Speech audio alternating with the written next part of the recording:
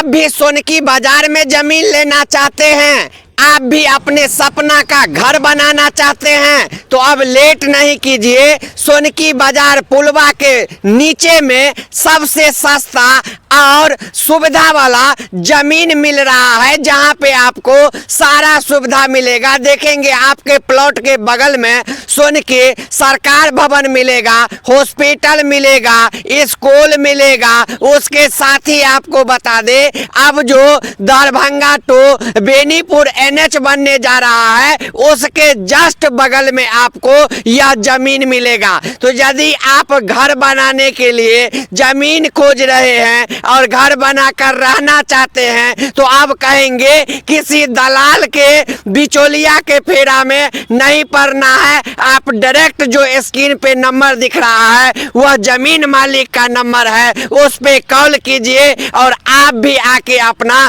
Plot book कीजिए। 9 धुर लीजिए, 18 धुर लीजिए, 2 कट्ठा लीजिए, 5 कट्ठा लीजिए, 10 कट्ठा लीजिए या 1 बीघा लीजिए। जितना लेना है आप यहाँ पे सोनकी में आके जमीन ले सकते हैं। तो लेट नहीं कीजिए, जमीन लेना है सोनकी में तो जल्दी से आ जाइए, या स्क्रीन पे जो नंबर चल रहा है उस पे कॉल करके जमीन मालिक से बात कीजिए।